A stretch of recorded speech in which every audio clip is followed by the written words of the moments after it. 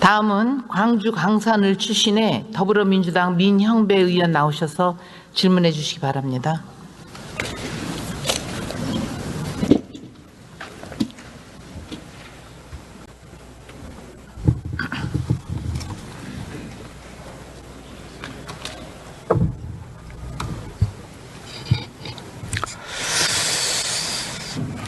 존경하는 주권자 시민 여러분, 부의장님과 선배 동료 의원 여러분, 광주 광산구 을 출신 더불어민주당 소속 민형배 의원입니다. 윤석열 정부 출범 2년, 민생은 파탄이고 민주주의는 무너집니다. 정부와 국민 간에는 도무지 말이 통하지 않습니다. 대통령이 시민의 입을 막고 언론에 재갈을 물립니다. 공영방송을 앞세워 정권 홍보에는 몰두하면서 시민과의 소통은 거부합니다. 소통하지 않고 시민과 등 돌리는 정부는 국가폭력을 앞세워 민주주의를 파괴하게 됩니다. 이제 심판하지 않으면 나라가 위태롭습니다. 벌써 이게 정치냐, 이게 나라냐라는 말씀들이 쏟아지고 있습니다. 오늘은 불통, 이른바 삼틀막 정권에 분노하는 주권자 시민을 대신해 검찰 독재 정권의 폭정을 따져 묻도록 하겠습니다. 먼저 총리님 발언대로 모시겠습니다.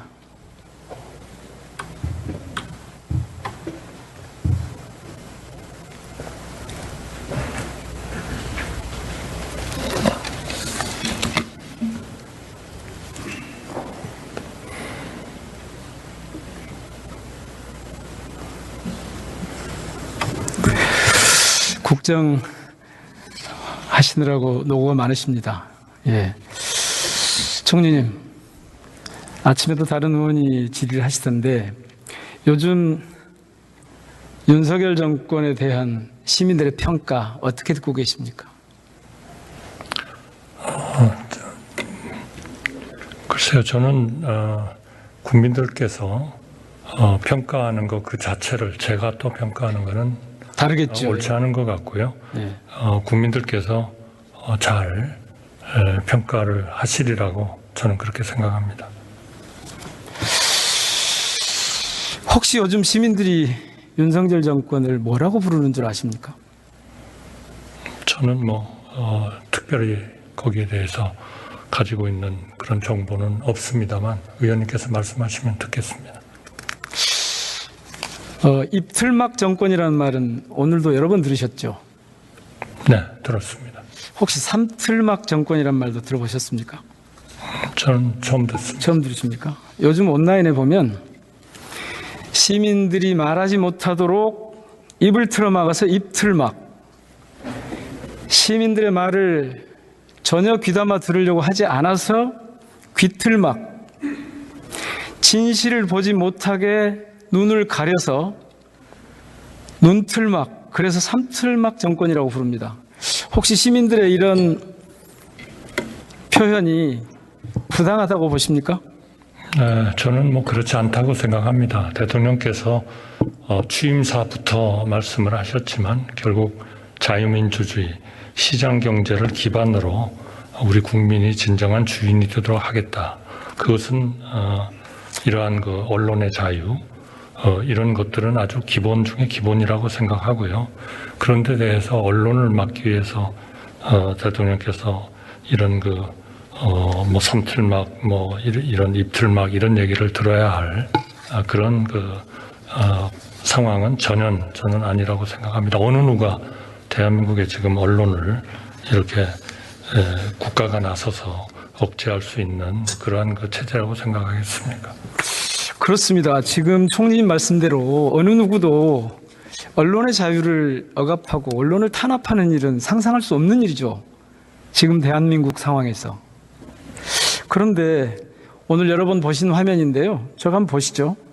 잘 아시는 것처럼 강성희 의원님, 카이스트 졸업생, 그 다음에 대한소아청소년과 의사회 회장, 이 세 분이 다 저렇게 입이 틀어막혀서 사지가 들린 채 쫓겨났습니다.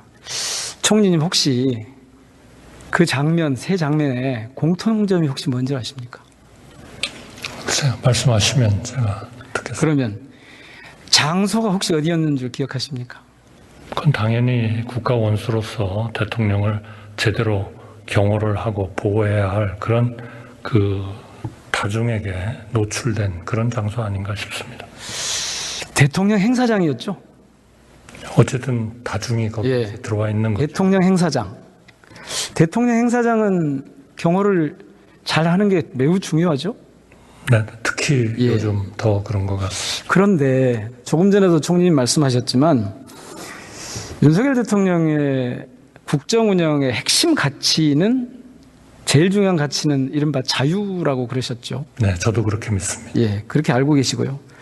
혹시 근래에 이 기조가 자유에서 억압적으로 혹시 바뀐 겁니까? 전혀 그렇지 않습니다. 전혀 바뀌지 않았습니까? 네. 그런데 왜 저런 입틀막 사건이 자꾸 벌어질까요? 그거는 경호의 매뉴얼에 따라서 국가 원수를 보호하기 위해서 취한 그러한 그 조치라고 저는 생각하고 있습니다. 경호 매뉴얼도 다 대통령실에 관련된 여러 법령에 근거해서 이루어지겠죠? 만들어지고 실행되고 그러겠죠? 네, 저는 그러리라고. 예. 그러면 그 경호 관련한 법이 헌법보다 위에 있습니까? 그렇지는 않죠. 그렇지 않죠. 네. 그러면 헌법 21조 아시죠? 21조는 제가 예. 정확히 지금 언론 출판 집회 결사의 자유, 네. 언론 출판에 대한 검열과 집회 결사에 대한 허가는 인정되지 않는다. 즉 표현의 자유를 보장하고 있는 거죠. 네, 그러나 자, 예. 보십시오. 경호 근거로 헌법에 보장된 언론의 자유를 지키지 않는 상황이 됐거든요. 그러면 이건 경호법을 지킨 겁니까? 헌법을 위반한 겁니까? 저는 그거는 의원님께서 조금 너무 나가신 거 아닌가 저는 그렇게 생각합니다. 아니, 이분들이 소리를 치는 그 내용이 일종의 표현의 자유다.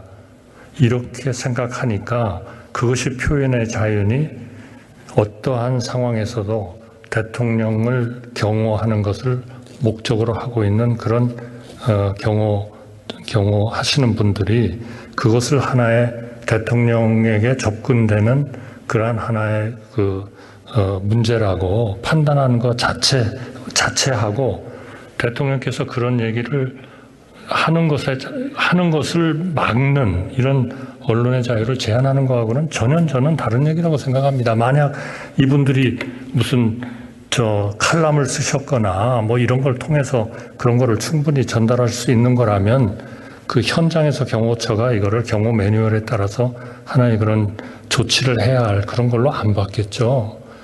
말하는 자유. 그러니까 이거는 헌법과 그 현장에 있어서의 경호적인 조치를 이렇게 좀 구분을 하는 것이 옳지 않나 저는 그렇게 생각합니다. 말하는 자유를 그렇게 좁혀서 생각하시면 그러면 정말 인식차가 큰 건데요. 좋습니다. 그러면 이분들이 하신 말씀이 국정 기조를 바꾸십시오. 그렇지 않으면 국민이 불행해집니다. R&D 예산을 복원하십시오. 이거 대통령께 시민들이 할 수 있는 말입니까? 해서는 안 될 말입니까? 할 수 있는 일이죠. 할 수 있는 얘기죠. 예. 그러나 그 국가의 대통령 행사장이니까 안 되는 겁니까? 대통령께서 어떤 위에라도 그거를 그 보호를 받아야 하는 그런 상황에서는 경호처가 매뉴얼에 따라서 판단했을 때 하나의 좀 문제다 이렇게 판단할 수 있다 하는 말씀을 제가 드리는 거고요. 그러니까 이것이 그분이 언론에다가 얼마든지 이런 문제를 쓰시고 하는 그런 표현의 자유에 대해서 누가 아무 얘기도 안 하죠. 그러나 현장에서 이것이 경호적인 어떤 문제를 일으키면 그것은 경호처가 그런 판단을 할 수 있겠다. 경호처의 제가 판단은 대통령께 위해 요소가 되느냐 안 되느냐겠죠? 그렇습니다. 그러면 이 말이 대통령을 위해하는 요소가 됩니까? 저는 경호처가 판단을 했을 수 있다 그렇게 생각합니다. 그 경호처의 판단이 절대적인 기준입니까? 절도적일 수는 없지만 여러 정부에서 일을 해보셨으니까 경호처의 임무로서는 그거를 하나의 현재와 대통령에 대한 일종의 하나의 위의 문제로서 판단할 수 있다. 저는 그렇게 생각합니다. 다른 대통령도 이렇게 말을 못하게 한 경우가 있었습니까? 저는 그런 일이 있었는지를 제가 잘 모르겠습니다. 반대인 경우는 보셨죠? 말을 막으려고 하니까 기회를 준 경우는 보셨죠? 제가 뭐 정확히는 모릅니다만 그런 사례도 있을 수 있겠죠. 예, 여러 번 있었습니다. 그러니까 이 정권만 특이한 그런 현상을 보이고 있는 건데요. 자, 그럼 만약에요, 이 세 사람이 국정기조를 정말 잘 끌고 가십니다. 멋집니다. 과학기술 대통령이, 훌륭한 과학기술 대통령이 되실 겁니다. 이렇게 소리를 치면 어떻게 됩니까? 저는 그것도 경호처가 봤을 때 그렇게 말씀을 하면서 취하실 수 있는 어떤 저는 뭐 현장에 없어서 잘 모르겠습니다만은 경호처가 그것이 대통령께 어떤 경호상 좀 억지를 해야 되는 그런 것이다라고 판단하면 그것도 그렇게 할 수 있다. 저는 그렇게 생각합니다. 아니, 대통령은 어디서나 말할 자유를 누리는데 시민들은 말할 자유가 없는 겁니까? 아니죠. 그거하고는 그렇지 않죠. 전혀 다른 얘기죠. 자, 행사장에 들어가면 대통령과 국민이, 시민이 말할 자유가 헌법에 보장된 표현의 자유를 보장받을 그 근거가 달라지는 겁니까? 기준이 달라지는 겁니까? 아니, 그러니까 무엇이 좀 상식이냐, 무엇이 좀 어느 정도 받아들일 수 있는 거냐. 여기서는 이제 경호처가 그거를 판단을 하겠습니다만. 그러니까 과잉 경호였다는 거예요. 그런 쪽에서 말씀을 좀 해주셨으면 좋겠습니다. 국민들이 다들 이걸 과잉 경호였다, 왜 그렇게 하느냐고 지금 비판하는 쪽이 훨씬 많잖아요. 그렇지 않은 국민들도 굉장히 많습니다. 조금 있죠. 비율을 가지고. 많습니다. 예, 많아요. 왜냐하면 대통령의 특히 그 전후에 우리 이재명 대표님이나 또 여당 국회의원도 그렇게 해서 위해를 받았기 때문에 자, 지금이라도 과도하다 할 정도로 좀 해야 되는 거 아니냐 하는 얘기도 굉장히 많습니다. 총리님, 지금이라도 국민들과 그리고 강성 의원과 국회 그리고 카이스트의 그 졸업생, 그다음에 그 소아청소년과 의사회 회장 이런 분들에 대해서 사과하실 생각 없을까요? 그래야 되는 거 아닙니까? 저는 내가 좀 과했다. 우리 경호처가 좀 과했다. 경호처가 필요해서 한 그러한 조치를 그 경호를 받는 분이 그분들에게 어떤 말하자면 사과를 하는 건 잘못했다는 얘기 아니겠습니까? 잘못했다는 것을 전제로 해서 하는 것은 그건 또 적절을 취하는 거다. 그러니까 이분들이 얼마든지 그 말씀을 전달할 수 있는 기회가 얼마든지 있는데 경호처가 왜 그런 그 문제로서 인식하도록 했느냐 하는 것이 근본적인 문제다 하는 말씀을. 자, 그래서 카이스트 졸업생과 그 소아청소년과 의사 회장을 입건해서 수사를 하고 있는데요. 혹시 총리님 수사 중단할 권한이 없으시죠? 그거는 뭐 수사기관들이 정말 알아서 할 거니까요. 잘 하리라고 봅니다. 이 수사, 이런 문제를 수사까지 하는 것, 입건해서 수사까지 하는 것은 과하다고 생각하지 않으십니까? 저는 지금 그 수사가 어떤 문제를 어떻게 하고 있는지를 제가 보고를 받고 있지 않기 때문에. 그러면 총리님 잠깐 들어가시고요. 습니다. 행안부 장관님 좀 모시겠습니다.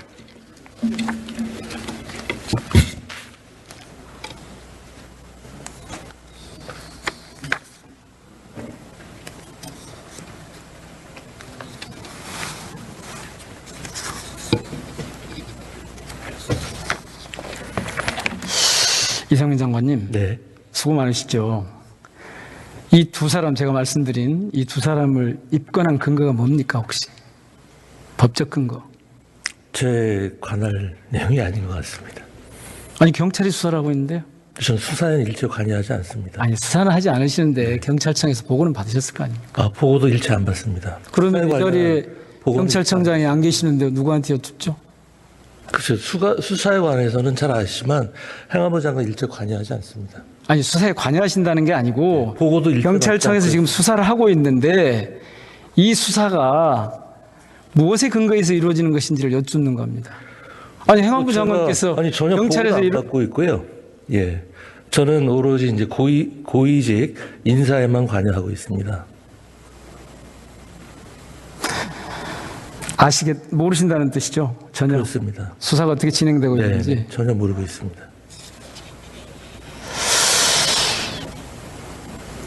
그러면 이런 경우에 국회가 경찰청장이 지금 나와 계시지 않는데 장관만 계시는데 어떻게 이걸 누구한테 확인을 하죠?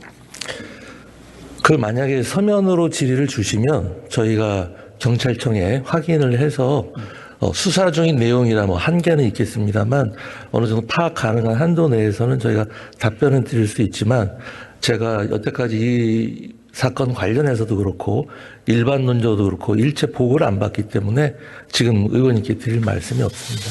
예, 알겠습니다. 예, 총리님 한 번 더 모시겠습니다. 예.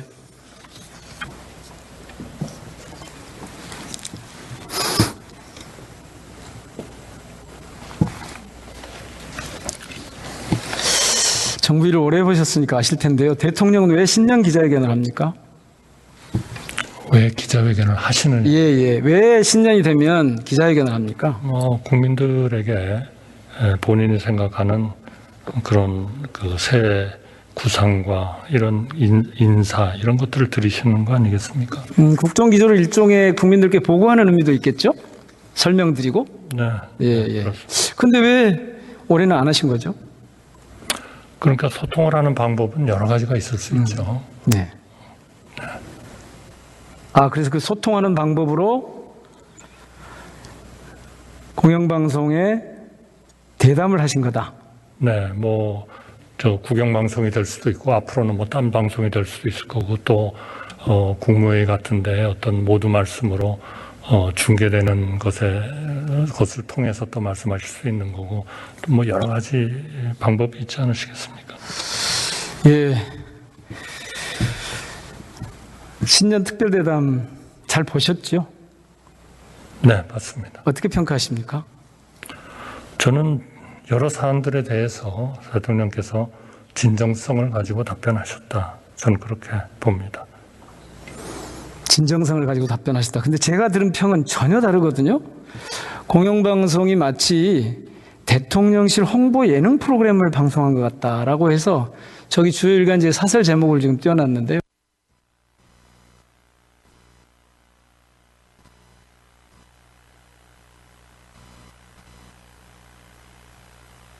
아니고요. 다만 이런 문제는 국민들이 보셨기 때문에 국민들께서 당연히 현명하게 판단하실 것으로 그렇게 생각합니다.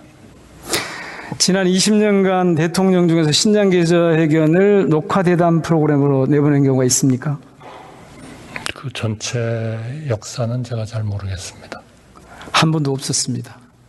특히 생중계도 아닌 대담 형식인데 이거를 녹화해서 내보낸 경우는 없었습니다. 왜 이런 형식을 선택했을까요? 대통령실. 글쎄요, 녹화하니까 그것이 소통의 방법으로서는 전혀 효과나 이런 게 없는 거고, 그렇지 않으면 효과가 있다. 이렇게 판단하는 것도 너무나 좀. 아니, 기존에 하던 방식과 단순적인 다르니까요. 판단이니까요. 그래서 말씀드리는 거죠. 시민들은 이렇게 생각합니다. 첫 번째는 민감한 사안에 대한 언론의 질문을 피하려고 한 것이다. 두 번째는 즉흥적으로 답변을 하다가 실수하는 걸 피하려고 했다. 맞습니까? 글쎄요, 판단하시는 분들은 여러 가지로 판단하시겠지만, 제가 보기에는 진정성을 가지고 답변하셨고, 그 답변에 대해서는 국민들께서 판단하실 거다. 저는 그렇게 생각합니다. 어쨌든 시민들을 대신한 언론의 질문을 피하는 이유가 뭐냐라는 질문이 있습니다만. 저는 피했다고 생각하지 않습니다. 안 하셨는데 피하지 않았습니까? 아니, 그런 모든 문제는 국민께서 판단하실 일이다. 그렇게 생각합니다. 그래서 귀틀막 정권이다 이렇게 얘기를 하는 겁니다. 지금 귀를 틀어막고 듣지 않는다 그런 뜻이거든요. 네, 거기엔 동의할 수 없습니다. 그래서 지금 대통령실하고 KBS가 짜고 윤비호 첨가 부른 거 아니야? 라고 하는 비판이 있습니다. 윤비호 첨가가 무슨 뜻입니까? 혹시 들어보셨습니까? 좋은 얘기만 한다 그런 뜻일 텐데요. 예. 이 문제는 저는 그렇다고 생각하지 않습니다. 이 대담 방송 내용이 대통령 변명과 해명, 대통령실 자랑 이런 것밖에 없었다. 그래서 그런 겁니다. 자, 이 대담을 잘 보셨으니까 시민들이 가장 많이 비판한 부분이 어떤 부분이었다고 보십니까? 저는 그거를 모니터링 해보진 않았습니다.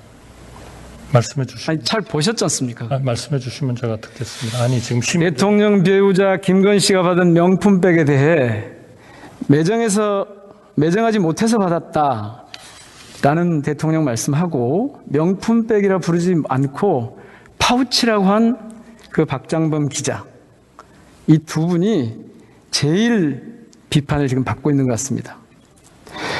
주권자 시민들이 왜 대통령 배우자가 명품백 수수 의혹이 있는데 그 진실이 뭔지, 왜 받았는지 이걸 알고 싶어 하는데 말해주지 않고, 또 김건희 특검법 거부권의 행사 이거를 왜 그러는지에 대해서 듣고 싶었는데, 대신 국민을 대신해서 질문한 KBS의 이분이 물어주질 않았어요. 기자는 마땅히 물어야 될 내용을 묻지 않았고, 대통령은 답해야 될 내용을 답하지 않았어요. 왜 그렇다고 보십니까? 제가 그 이유를 아실 수가 얘기하는 건 없다. 적절치 않고요. 예. 그 모든 거는 국민들께서 판단하실 거다 이렇게 생각합니다. 제가 볼 때는 진실이 드러나는 것이 윤석열 정권에게 부담스럽고 불편하고 두렵기 때문이라고 저는 그렇게 생각합니다. 그래서 지금 자신의 눈을 가리는 눈틀막 정권 이렇게 비판을 하는 겁니다. 시민들이 얼마나 화가 났는지 자료를 한번 보실게요. 이게 지금 로그인해야 글을 쓸 수 있는 KBS 시청자 청원 게시판에 지난 8일부터 일주일 동안 올라온 1,000명 이상 동의해서 답변을 해야 되는 건이 있는데 20개나 돼요. 이게 사상 초유의 일입니다. 프로그램 하나로 이 정도 항의하는 일이 제가 알기로는 없었습니다. 왜 이런 상황이 벌어졌을까요? 글쎄요, 제가 이거를 뭐 자세하게 보지는 않았습니다만 그런 것을 포함해서 결국 최종적인 판단은 국민들께서 하신다. 저는 그렇게 생각합니다. 여기 내용을 보면요. 박장범 앵커 하차, 수신료 반납, 공영방송 포기 비판, 박민 사장 사퇴입니다. KBS가 뭐라고 답할지 정말 궁금한데요. 이 모든 일이 지금 공영방송을 대통령실 홍보방송으로 그렇게 전락시켜버린 윤석열 정권하고 그 앞잡이 역할을 열심히 하고 있는 낙하산 사장, 박민 사장 때문이라고 합니다. 이런 진단에 동의하십니까? 동의하지 않습니다. 그러면요. 제가 보기에는 그러면 어떻게 이렇게 항의 게시글이 많이 올라왔습니까? 아니 항의 제시가 이게 국민들의 의견은 다가 아니지 않습니까? 그러니까 이 모든 것은 국민들께서 최종 판단을 하실 거다. 저는 그렇게 믿고 있습니다. 총선일이 4월 10일이죠. 네. 4월 18일에 방송되는 다큐멘터리가 총선에 영향을 미칠 수 있습니까? 글쎄요. 선거에 어떤 영향을 하나의 다큐멘터리에 어떻게 영향을 미치냐 하는. 아니, 총선일 다음에 있는 다큐멘터리 방영이 총선에 영향을 미칠 수 있냐고 여쭙는 겁니다. 아니 제가 그 문제에 대해서 왜 답변을 드려야 됩니까? 그렇지 않습니까, 의원님? 아니 4월 18일 날 어느 방송에 하는 것이 대통령이 임명한 박민 사장이 이런 짓을 하고 있기 때문에 여쭙는 거 아닙니까? 임명권자가 대통령이니까. 아니 그러시면 그거는 뭐 의원님께서 판단하시면 되는 거 아니겠어요? 제가 보기에는 국민들을 대신해 제가 지금 여쭙는 제가 거죠. 보기에는 그건 별 의미가 없다. 두 개 다 관련이 없다. 저는 그렇게 생각합니다. 예. S였습니다.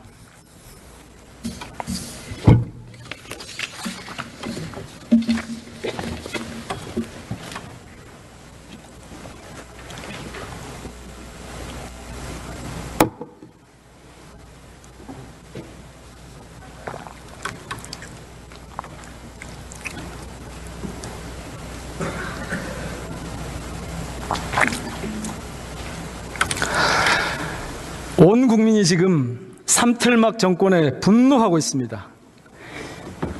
4월 10일 총선에서 윤석열 정권을 심판하는 것만이 이 분노를 해소하고 대한민국이 바로 나갈 수 있는 길을 장만하는 첫걸음입니다. 저희 민주당이 앞장서겠습니다. 총선에서 무도한 윤석열 검찰독재 정권을 반드시 심판해 주십시오. 고맙습니다.